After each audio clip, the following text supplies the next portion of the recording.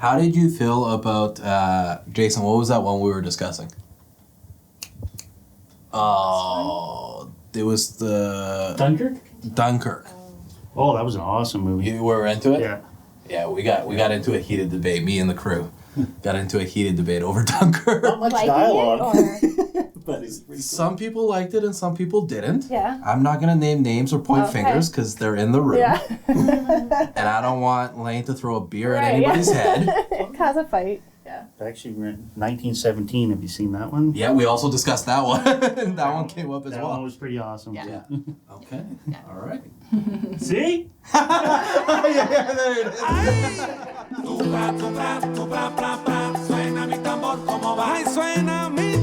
Hey folks, welcome back to Cerveza City, the show where we Airbnb bunkers smaller than my bathtub.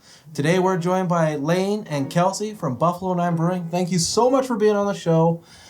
We got to get right into the beer, okay? Typically we wouldn't highlight to this much depth, but I want to know the whole scoop on each one, the label, what we're drinking, the story behind it.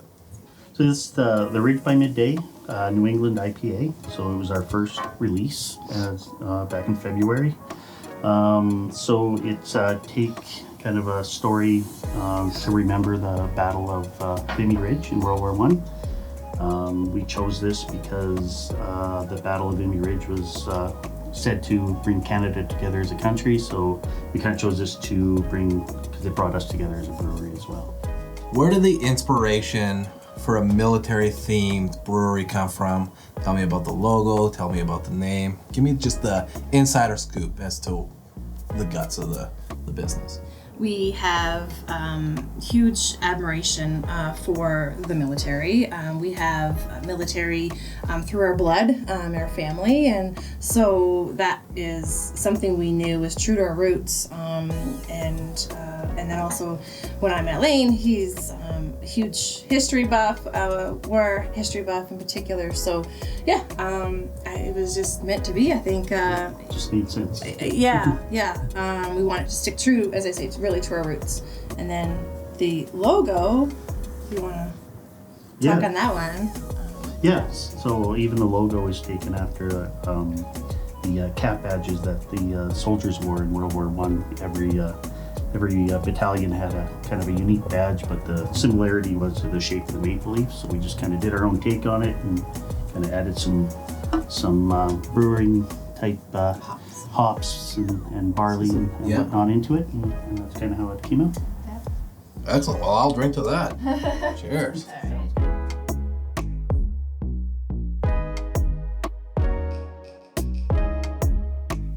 I had a question in my head, but then I'm like, holy shit, Lane is wearing beer socks. I am. That's a real thing. Is that a regular thing, or do you like special event, we're filming today, boom, beer socks on? No, actually, to be honest, I wear them pretty much every day. I love the same pair though? No, not Why do you do laundry? I have a drawer full, of beer socks. Yeah, mostly beer socks. Shit, yeah, weird transition, but this is coming out in December. November, obviously, Remembrance Day. Weird transition. What's your guys' ritual? That must be a special day for you two. Oh yeah, for sure. Mm-hmm. Yeah, so we usually try and hit up a ceremony. This year we went to Centennial Legion. They had an outdoor ceremony there, and we checked that out. And then afterwards, we usually just go home, and I kind of just fall in front of the TV and watch war documentaries all afternoon. So. And drink beer. Oh yeah, of course. Boy, that's just a given. I didn't have to say that. We knew it. Everybody knew it. I do the same thing. I wake up, put on my poppy, go to the Legion. I didn't this year because the whole situation, but I love going to the Legion, sitting down and just hearing stories from the veterans and folks. It's fantastic. And then I'm like, I got the rest of the day off. I drink beer. It's always good TV. Always good TV. That's right. Now, before I crush this beer, because I'm gonna crush this beer, because I know there's two more to come. Lane, where'd you learn to brew?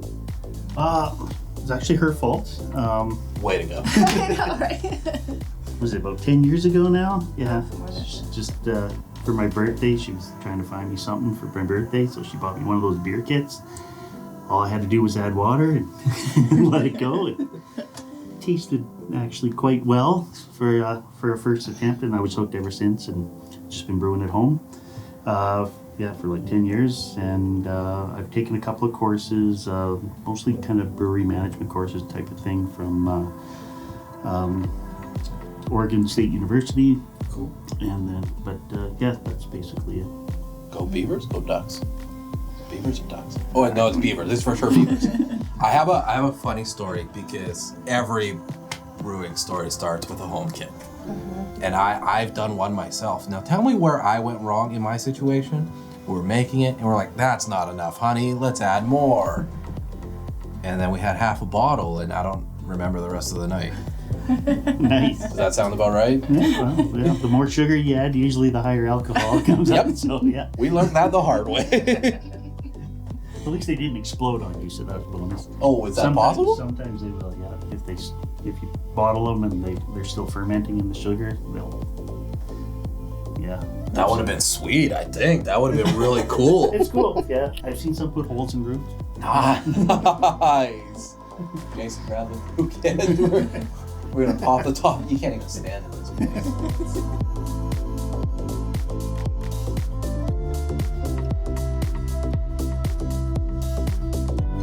Through the magic of video editing, my beer is empty. Also, it's been rinsed. So let's get into beer number 2. Same thing, name, label, the full scoop. Sure. So this is our second release, Pilsner, German style Pilsner. It's called the Peril in the Atlantic. So Kelsey being from Nova Scotia, we kind of wanted to do something from that side of the country. And so the can kind of tells a bit of a story about a ship called the Guysborough, which is her home county. And the story of the ship where it was actually sunk by a German U-boat with like a couple of months left in the war. So we put a little marker on the can.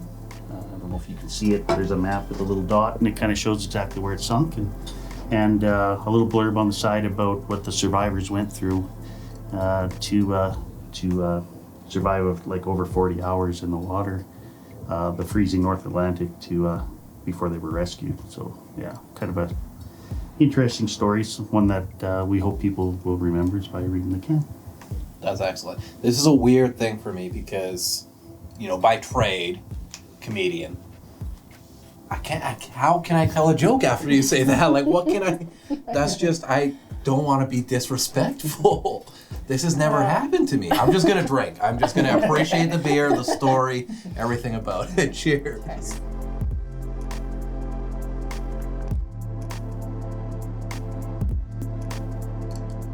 The labels are pretty spectacular. We've already highlighted that a bit. Now, doesn't it kind of go against everything military-wise to make a label that stands out? Well, we've been keeping to military colors. We want to be vibrant with the illustration that's on there. We have some amazing designers that have helped us with that. So we really want to make sure that the punch of it is that the story comes through the illustration. But all at the same point, you're not going to see neon colors from us. This is true to the roots, to the true military colors. So that's our intent. Steve Taddy, if you're watching at home, your joke that you wrote was not a joke. Anyways, cheers. Cut, Ross, if you don't put that in the episode, I'll kill you. I wanted to yell something. You should have. Fuck you, Daddy.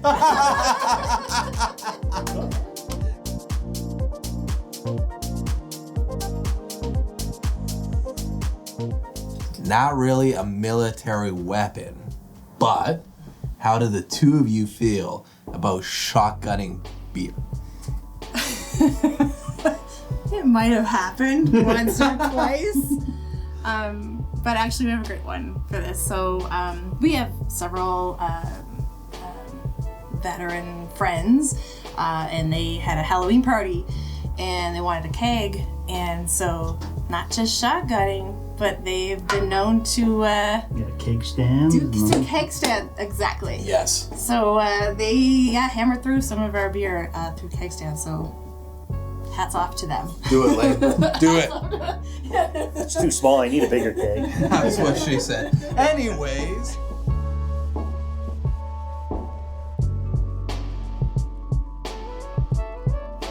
What is the Homes for Heroes Foundation and Spin for Veterans? So this is an amazing foundation, Homes for Heroes. It's across Canada. It is a foundation that supports in a facet of ways veterans that are trying to get back into civilian life. So it provides them with homes, with training, with various support for addiction, and so that's become a near and dear one to us. And Spin for a Vet is actually something that we just got acquainted to this year through some vet friends of ours. It's a 24-hour cycle. So you have a team and you cycle for 24 hours, you raise money, and those funds go to Homes for Heroes. So it's one that we took part in this year. It's something that I take a genuine interest in, and the reason being is I applied for film school for the screenwriting program, and I wrote a script about a veteran who was having a tough time. Right now, Homes for Heroes is clearly a good foundation.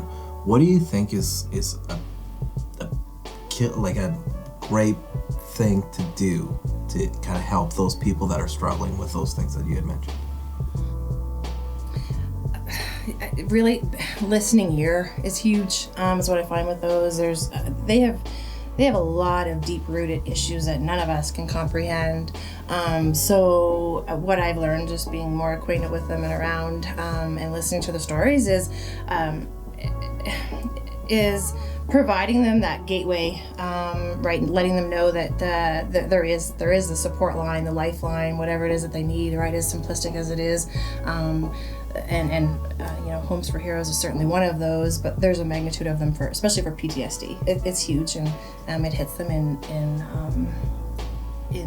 quite severe ways, right? So, being a friend, true friend, genuine friend, 24/7 is what they need.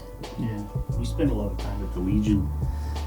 Just kind of go there and hang out. It's pretty cool, and we hear all kinds of stories from the guys, and a lot of it is just need somebody to tell the story to, type thing. And they're interesting stories anyway, so it's not hard to listen. You just sit there, have a few beers, and listen. Yeah. One of the funny things that we got, so you'll appreciate this if we need a little humor, is we have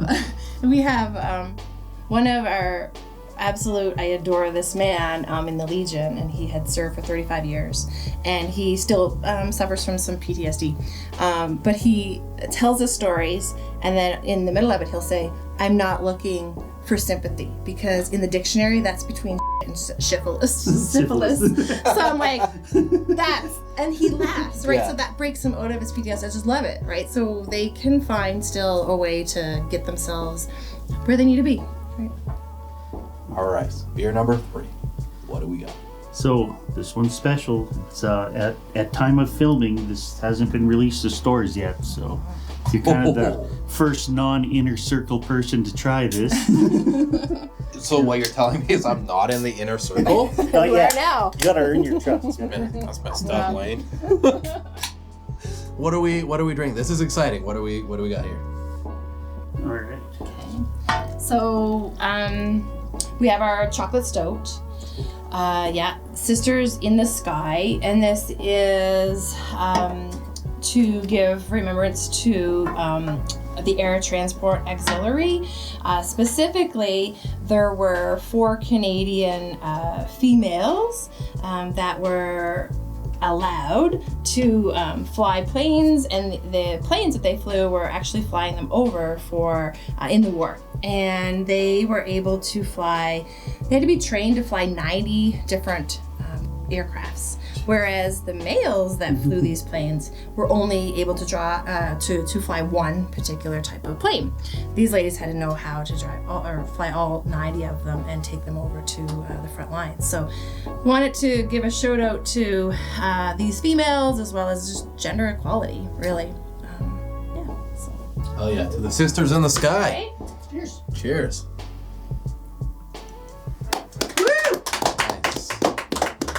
Hey, thanks for tuning in. Be sure to subscribe, like, comment on our page, and be sure to tune in next week when we visit Pivot Spirits. Good night. Ay, tu bra, suena mi tambor como va y suena